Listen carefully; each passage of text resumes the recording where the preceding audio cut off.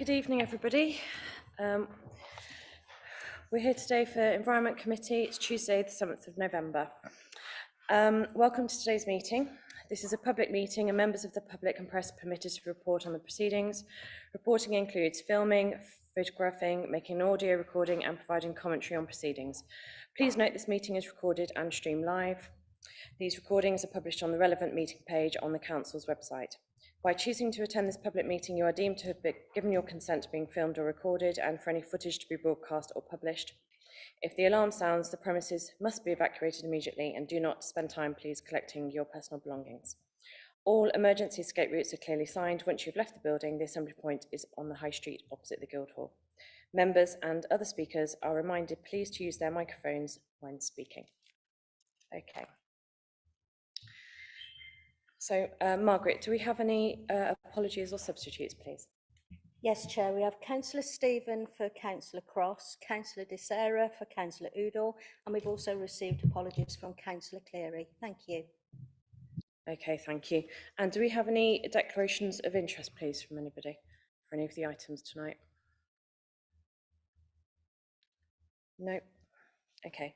Margaret, do we have any public participation? We were scheduled to have Chris Thorpe attending this evening, but he hasn't arrived as yet. Okay, thank you, Margaret. Okay, so I'm just going to go through the last meeting minutes. It was on the 18th of July, so it's quite a long time ago. So for members who were there, I'm going to go through one page at a time, please. If you've got any comments. Page 1, page 2, page 3, page 4, and page 5. Okay, so everyone's happy. Okay, great, thank you. Okay, so if we go to agenda item 5 then, it's the annual Girl Control Review report. And that's Mark, are you doing that? Lovely, thank you. Good evening, everybody. My name is Mark Cox. I'm the Technical Services Manager at Worcestershire Regulatory Services. The report in front of you is similar to the format that you would expect to see each year, with the review of the work that we've undertaken this year, plus the proposals for next year. The review of this year starts at 2.5 and sets out thereon what actions we've undertaken this year. 2.6 is the main focus of the work this year, which has been nest and egg removal, and that's gone very well under an organisational licence issued by Natural England. The organisational licence is required because the removal of eggs and nests is considered lethal control, and that's a restricted activity under the Wildlife and Countryside Act, and so we need a licence to be able to act under it. However, we mostly remove nests and eggs rather than chicks, although we are authorised to take chicks as well. 2.10 goes through the locations where we've undertaken that kind of activity and gives you some detail of the work we've been doing. 2.17 goes on to talk about the girl-proofing work we've undertaken, and this is has been a particular focus this year to try and prevent the need to go back to premises where we have identified harm and issues with girls breeding, and putting proofing in place that will prevent any issues in the following years. That work is continuing now in the out of the breeding season to try and get that in place without the need for any organisational licence, because there's no disturbance to birds. And we've been doing that in conjunction with landowners and residents to try and get some match funding along to supplement that proofing work so that we can do more. We've completed proofing on 17 properties so far. We've got a long list of others that would benefit from it, and we are trying to squeeze in as many as possible before the end of the financial year. 2.22 sets out the details about the hawking that we've done. That's gone really well. It's not a measure that stands on its own. It's one that complements the other work that we've been doing. It's been particularly effective in Cathedral Square, where it's deterred swooping, an activity that was being observed there and has been observed elsewhere in the country as something that is a learnt behaviour to snatch food from people. So we were keen to stamp that out in that location. And also in Weir Lane, where we've got a large subcolony, and perching and nesting is a particular issue there. And in conjunction with nest and egg removal, it's been quite successful at reducing the harm that's been identified in that locality, which is mainly noise. 2.27 is the summary of the work that we've done, and you'll see the numbers are set out there. The numbers are largely consistent with previous years, but the actual detail is slightly different in that in the areas that we've been routinely going back to year on year, the numbers of nests and eggs that we're removing has been dropping, but we've included new areas in the work that we've done this year, partly because we've had people come forward to say they're disturbed by birds, a small number of displaced nests with birds where we've treated in one location, they've gone to a different one because they've learned that it's not safe to nest there. So the numbers are largely consistent, but just in different areas. And the number of chicks has increased this year, partly because of some new locations where previously it wasn't a problem, and residents have moved into that locality and are now getting particularly disturbed by gulls, and harm has been identified. So we were able to take action under the organisational licence, but it was too late to do it with nests and eggs, so it had to be done with chicks. Section 3 goes on to talk about the proposals for this coming financial year. And that's it within the context of the financial constraints that all local authorities are facing. And so the proposals set out largely fall within the existing budget we have. The options that are given here are considered the best in terms of value and impact. So 3.2 extends the nest and egg removal, which includes the work of the gull control officer that we employ in that regard, the administration around the organisational licence, and the 3.2 is about the organisational licence, sorry, that and our liaison with Natural England. We've had some issues with the organisational licence in that it is heavily onerous in terms of administration. We have to report on the nests and eggs that we remove for each laying attempt. And if you think about some of the large roofs that we're tackling, you've got 20, 30 pairs nesting there. Trying to identify from that nest whether that's the first or second laying attempt is quite difficult. And it's quite complex, but we try to do it as accurate as we can. So the gull officer has to be in attendance at every step of the way.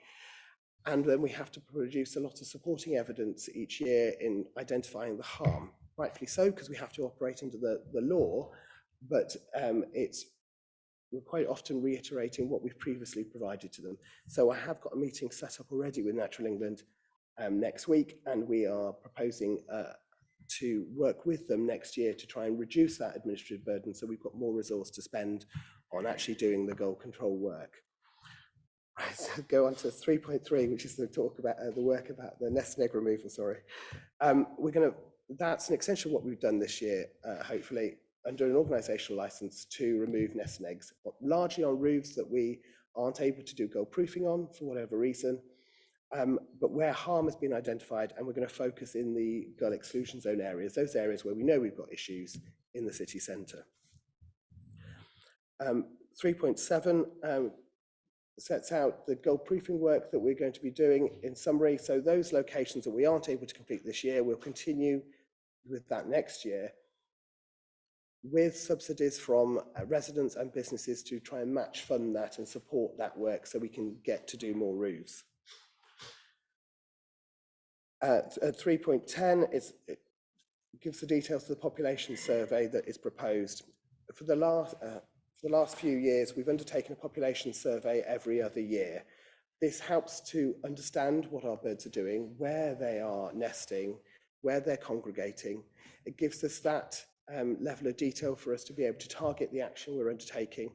It also helps us identify those areas where there are significant populations of birds, but minimal impact or negative impact of those, and helps us in our application to Natural England for the organisational licence, because we're able to demonstrate that whilst we're undertaking lethal control in this location, elsewhere in the city, they are not causing a particular concern, and we're leaving them alone there, so the population isn't being adversely impacted.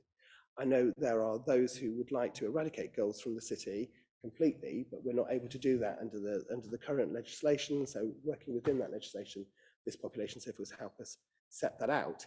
It also helps us identify the impact of our work, so that if we're doing lots, focusing in a particular area, hopefully that will show a reduction in the number of nesting birds in that particular locality, but we'll wait and see what the population survey says. That population survey we can't do that within the existing financial budget, so there's a proposal for an enhancement there of 4,700.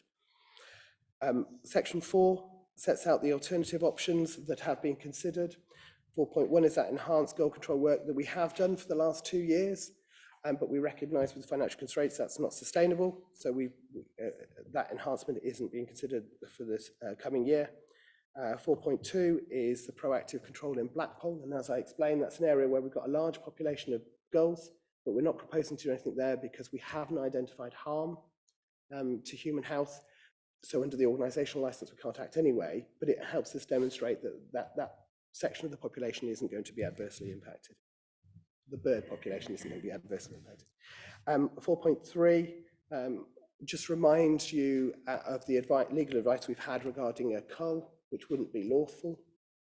So again, that's not being considered. And the 4.5 is the do nothing approach. That is something you could consider and actually move forward with, because goal control is not a statutory function. You don't have to do that. But we have supported residents and businesses in previous years in doing goal control work, particularly with the proofing. It's been very successful. And there are a number of residents who it's changed their lives and they have benefited from it. So that do nothing isn't being proposed, but it is something you could consider. And then finally, the last section is on what the impacts are on the proposal, the report. And just to remind you, the recommendations at the head of the report, 1.1 is to note the work of this year, 1.2 is to endorse the proposals for next year, and 1.3 to recommend approval of 4,700 from the reserves to fund the goal population survey. I'm happy to take any questions. Thank you. Yeah, thank you, Mark. I'm really pleased to hear about that you're meeting Natural England, because I do know how onerous your applications are, and obviously that would be a great advantage, and I would expect that they would be quite favourable to that, as we've always been really good with our applications, haven't we? Like they've all been accepted. And then, sorry, just to correct, they haven't always been successful. In the early days, we were learning the process. That's so right. There was the odd, but more recently. Yes, certainly. Yes, yeah, okay, all right. I've got Councillor De Zera and then Councillor Stephen, please. Thank you, Chair. I'd like to ask about Blackpool in particular, because that's in my ward. You say that residents have just started to report to you. First of all, just so I'm familiar, is this done through regulatory services, like any other? Correct, health? Yes. Okay. It's a service that we deliver on your behalf, yes. I think you'll be getting more reports in the future. I get a lot of verbal reporting to me about people worried about it, especially because of all the food outlets there. So when you say there's no like material harm, human harm, I'm not sure how that's then categorized, because I think that they do spread a lot of the food, or a lot of rats then get attracted. I think it is harm, but you know better than I do. You might find those complaints start going up quite soon. So, you know, is it the case that there's no nesting at Blackpool? If I may, yes, there's a significant nesting population in Blackpool. May I just clarify on the harm element, if you don't mind?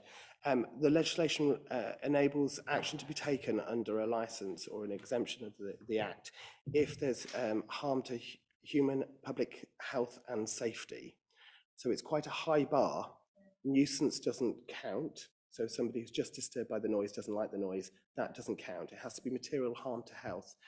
So we've been getting doctors' statements about people's mental health, or about their physical health, how the stress and anxiety has brought on particular health conditions. So it's that level of detail we have to supply to Natural England to demonstrate compliance with the licence. Thank you. Gull-proof bins then exist to stop them getting to the food, is that right? How many are there in Blackpool, do you know? Is that something you track? Sorry, councillor, in terms of bird numbers or in terms of bins? Gull-proof bins. Oh. Sorry, councillor, I don't know. The rollout of the bins isn't something that my team are familiar with, but I can get the answer to you separately. Yes, thank you, because I think one thing that might improve things, if you can't control the gulls, then if they can't get access to the food in the way that they do, maybe there won't be so many of them living there. If I may, Chair, thank you, through you. We have worked previously with it was Sue Horrobin who kicked off the work with ourselves in rolling out some of the bins and making sure that the girls weren't going to be able to get in them. And it was her team that were delivering it. Apologies, I don't know who currently is doing that. But I can find out where the bins are. It's worth noting that the gulls, the herring gull and the lesser blackbuck gulls, which are the two birds of concern in Worcester, they would travel great distances to get food. So the Severn Estuary would just be a little jaunt down the coast to go to feed, or the landfill site at Gloucester used to be a prime place for them feeding, but farmers' fields around Worcester would be a key location where they might be feeding, as well as taking food from fast food outlets. But good husbandry is something we are promoting. We've worked with the City Council's civil enforcement officers to report any particular issues of concern, and we were chasing those down, whether it be an overflowing bin from a takeaway or a business that isn't disposing of its waste properly. We're trying to present a coordinated approach so that every aspect is tackled. So I hear that the issue that you're identifying, and we'll try and work with that in that locality. And we will receive any issues, no matter where they are in the city, and try to evaluate whether harm is being concerned. But it won't be a wholesale approach in Blackpool. Thank you very much. Councillor Stephen?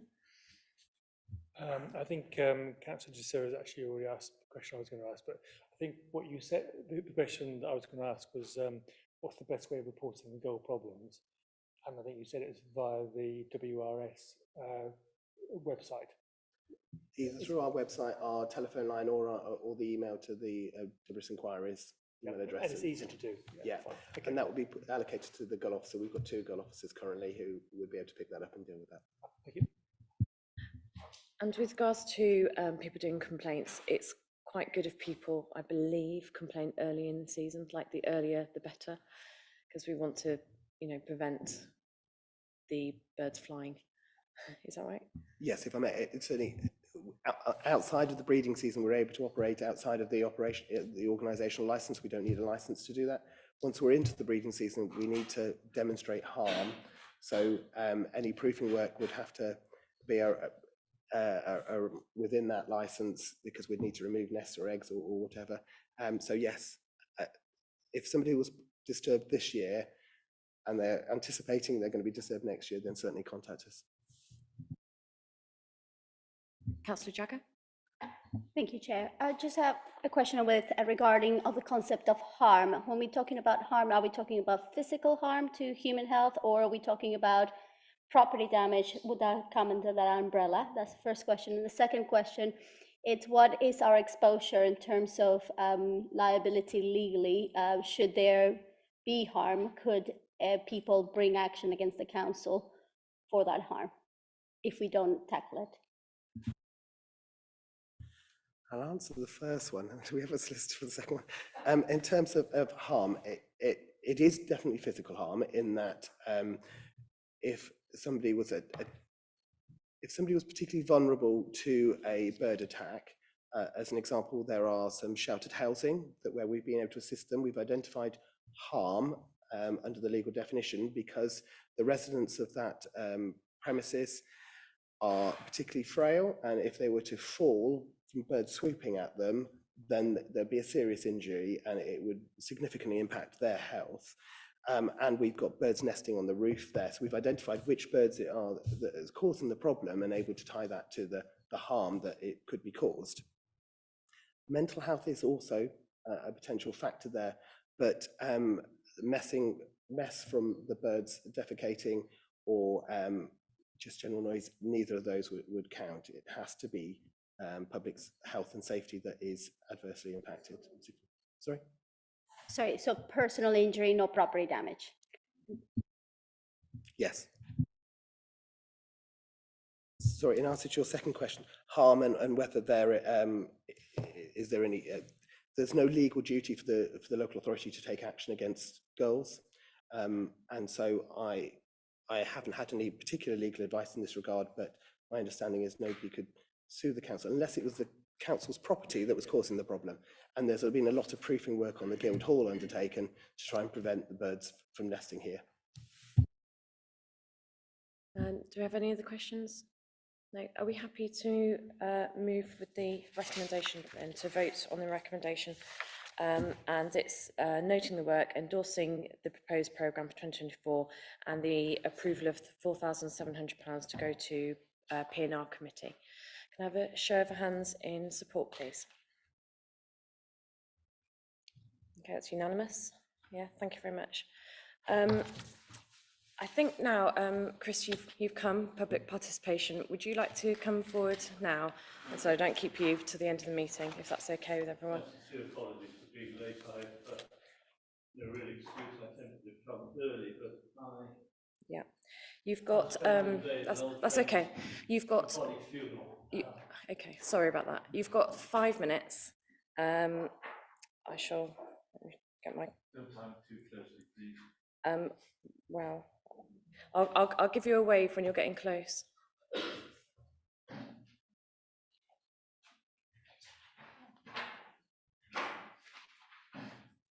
Right, good evening. I have a number of points about the allotment services I wish to make. Firstly, you'll be aware of the rent rises, and in respect to that, I'm speaking on behalf of myself as the site rep for Northwick Road allotments and those of a number of other sites. We feel it's disingenuous disguising the rent increases as cost savings. The victims, sorry, I mean plot holders, without any apparent attempt to reduce them. The full details of the employee costs, some £80,000 or so, is now here formally requested. I'd be grateful if you could supply those to us. These exceed the total allotment costs which were forecast in 2019 for this year. So what has gone wrong? And we do request that the underlying costs are reviewed and reduced or justified. For example, on rent collections, I understand that they're now using a first-class letter service from outside the council. In the past, the site reps used to assist the council doing it at no cost. What is the added value and benefits arising from the dramatic increase in costs from a budgeted figure of 74,000 for this year, made in 2019, to 111,000 now, 150% of what it was? There are no benefits or value adds being increased. If anything, the opposite is the case. And I have the endorsement of one of the councillors on this committee to that view. We would like to know and see it justified why it's now costing £143 per plot to provide this service. Employee costs alone are in the region of £80 to £100 per plot. The site rent's discount is also, in my personal view, being grossly misapplied. Some sites have 6 plots, some have 120, and others are in between. And to get the same discount for grossly disproportionate amounts of work seems to be grossly unfair. But bearing in mind some of the foregoing, it might be seen as a sweetener to keep some of the site reps on side. But it would be far better to grant an allowance per allotments meeting that they attended, and something like £5 or £10 per plot let during the year. I can go through the figures if anybody's interested and then justify them. Incidentally, we have a meeting with the allotments officer in this building tomorrow at 5:30, and I think it'd be very interesting for some of you to attend. Not perhaps my meeting, but I would like to extend the invitation if it's within my power. Secondly, the invoicing side is being, the concessions are being seriously misapplied. For example, if you get a site, an advance 25 or an advance 50 concession on your plot, you get it for a full plot. If you've got 2 half plots, you only get it for one of them. And yet throughout the rest of allotment documentation, a full plot or 2 half plots are treated as equal, but not when it comes to the concessions policy. And I think the allotments officer, in applying that, is stepping outside the bounds of her powers and that I believe it's clause 5 of the council's constitution debars a junior officer from making that sort of decision. The election policy for site reps is, when you read the old site reps role and the current role for site coordinators, it is clearly an attempt. Do you mind if I make a little demonstration? I might take a few extra seconds. Let me just show you something, if I may.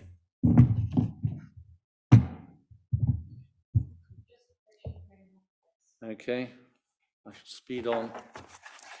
Bear with me. That, as we all know, is a pumpkin, and that is an apple. Or if you like, that is a site coordinator, that is a site rep.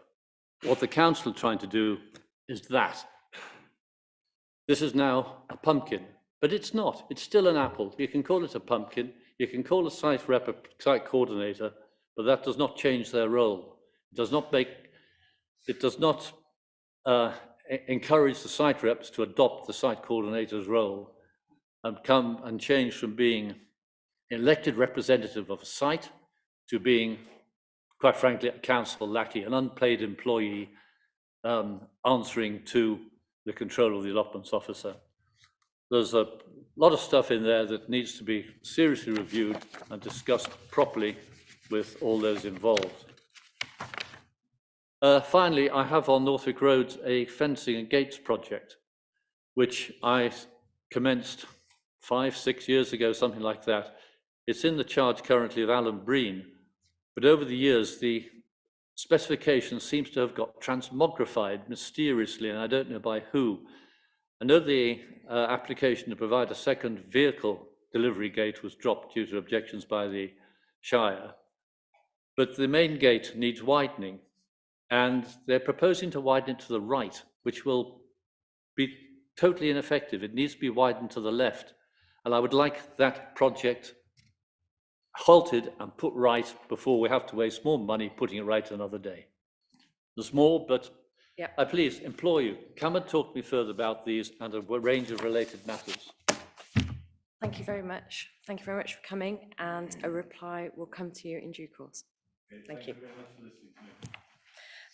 Okay, so we'll move to the next agenda item, please. This is item 6 for electric vehicle charging, and this is you, Lloyd? Is it? Oh, David. David, sorry. Thank you, Chair.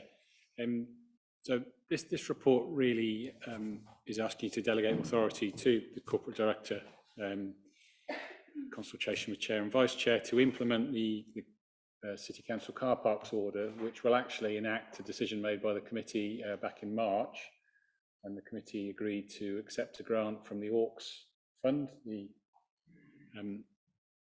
the government's EV charging grant fund, to install 6 new rapid vehicle charge points and to install 6 charge points in Tallow Hill and 4 dual charge points in King Street car park. So that was a grant of £68,000 and £55,000 from our capital programme. So the work's gone ahead with that. The King Street chargers are now in and are imminently due to go live. Tallow Hill has been slightly delayed by some ground investigations and some archaeology, but we believe that's going to proceed fairly shortly. So what we're asking the committee to do is to approve delegated authority to amend the car parks order, which is the technical piece of work which needs to be done in order to change the rules around our car parks. So I'll just touch on what the main points of that are. And these do 2 things really. They change some of the conditions to make it more attractive for people to use the chargers, and also importantly meet the conditions of the grant from government. So we're proposing a residence permit scheme to comply with the conditions of the grant, which will enable local residents, which we've defined as those people living within 1 kilometre of a car park with EV chargers. So that would be Tallow Hill when live, St Martin's Gate or King Street. It would allow people to apply for a free residence permit, which would give them free overnight parking between 6 PM and 8 AM in the car parks.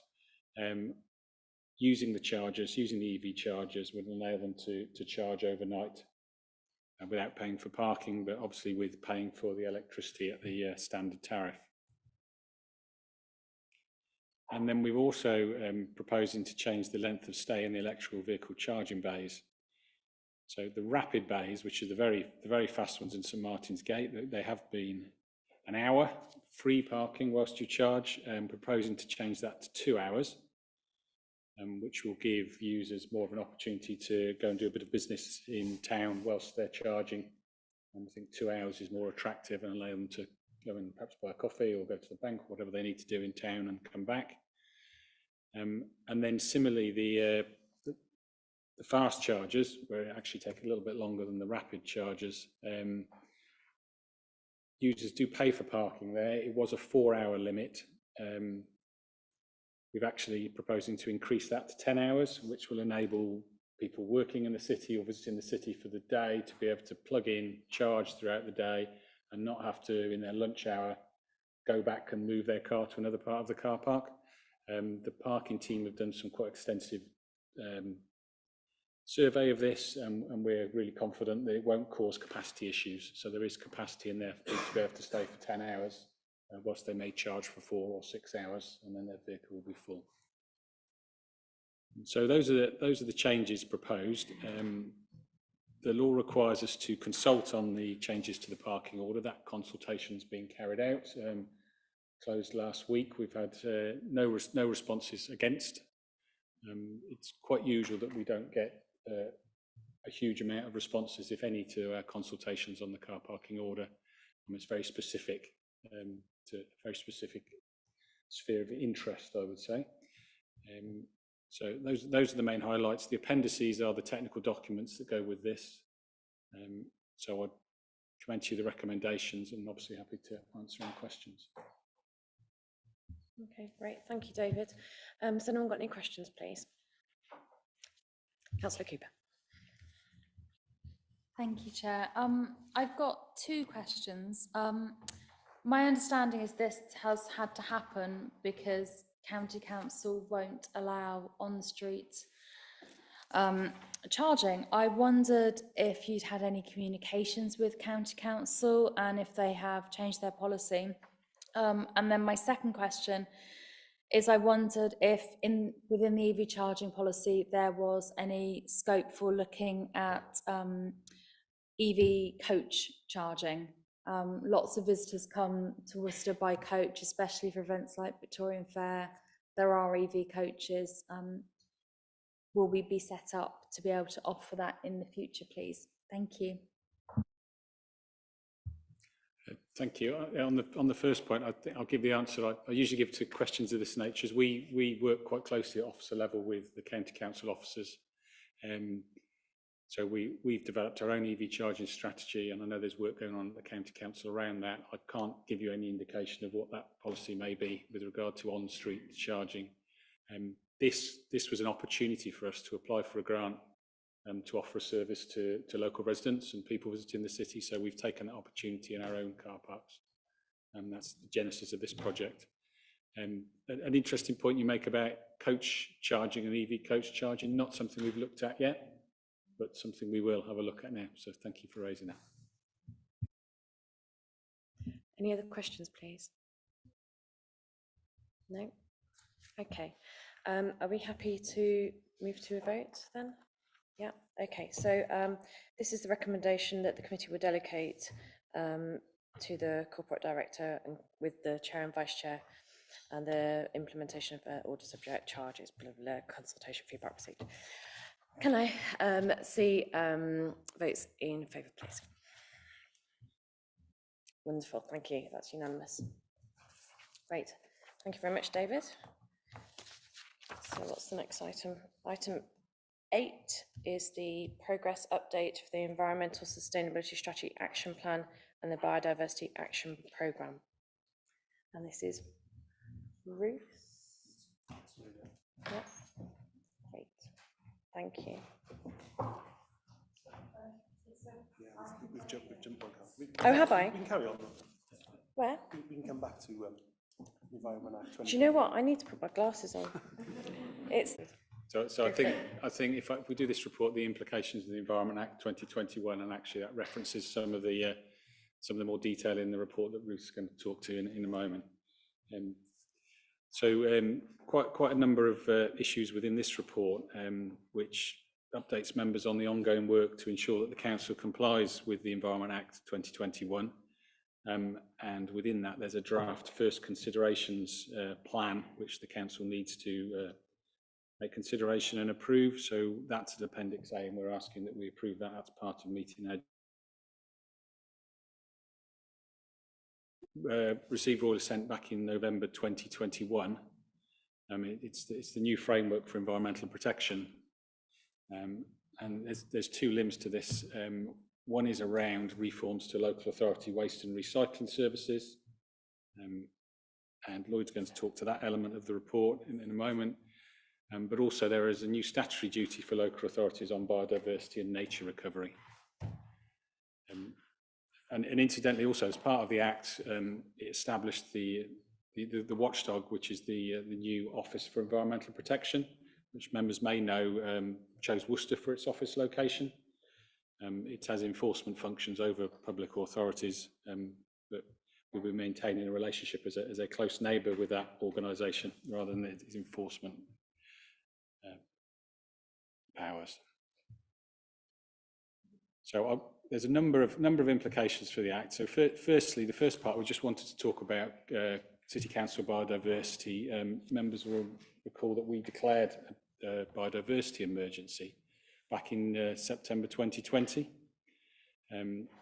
That was in part meeting our duty to have regard to conserving biodiversity.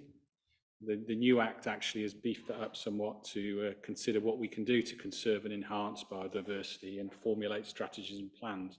So we'd been a little way towards meeting that duty by declaring the biodiversity emergency, and also we developed and approved a biodiversity action programme, and there's an update on that in the following report, which Ruth will talk to.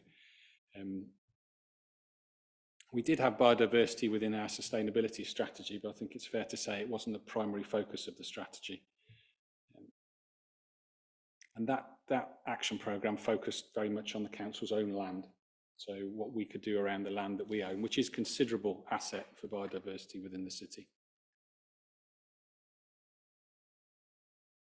So just at 3.9, it just notes actually what that asset is. We've got 24 conservation sites, 37 different parcels of land, and the acreage is there. So we've got 8 sites with local nature reserve status, 1 SSSI at the Lippard Ponds, and also a significant amount of other land that can manage biodiversity, and members will be very familiar with some of the work that's been done on verges and wildflower strips around the city. We're also doing some work on a tree strategy and an ash dieback action plan. So both of those I know are of interest to this committee and will be coming forward in due course. So that's work that's going on at the moment. Section 4 is a very important section which talks about the new duty for biodiversity net gain, which comes under planning legislation. That is now going to come in primarily from January of next year. There's a mandatory minimum biodiversity net gain, a BNG, of 10% on new developments. So major developments will start in January, and minor applications from May will need to deliver that. We're waiting on the detailed guidance, but it puts a requirement on developers to enhance biodiversity net gain from new developments. First of all, the developer needs to look to deliver that on-site. If it can't be delivered on-site, then it's required to be delivered off-site, and there are a number of ways that they can do that. We think there'll be around 100 planning applications a year that will have this requirement that will need to be assessed. There are some metrics DEFRA have produced, and one of the big implications for the council is being able to have suitably qualified people to be able to assess those applications.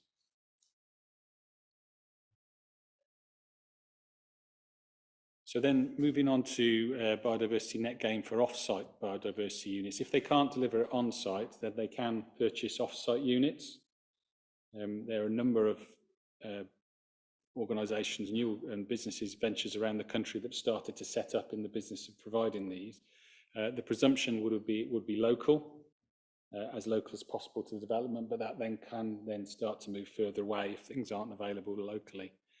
And one of the things the council can consider is actually whether we can sell those biodiversity units in respect of our own land.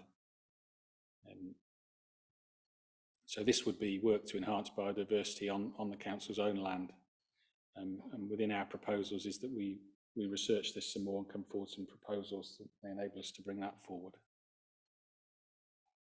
Section 6 touches a bit more detail on the biodiversity duty. So considering what we can do to conserve and enhance biodiversity, agreeing policies and specific objectives, and then acting to deliver those. And importantly here, we are required to complete a first consideration of that by 1st of January 2024. And Appendix 1 is a draft action plan that fulfills that commitment. So that's what you're being asked to approve tonight, as well as noting the implications from the report. 7 talks about conservation covenants, which is an agreement between a landowner and a designated responsible body. The council could choose to apply to become one of those responsible bodies. It puts a legally binding voluntary agreement in place on a piece of land, which would mean that it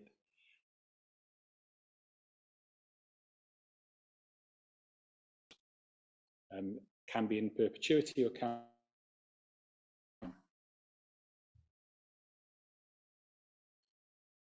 Section 8 mentions the local nature recovery strategy.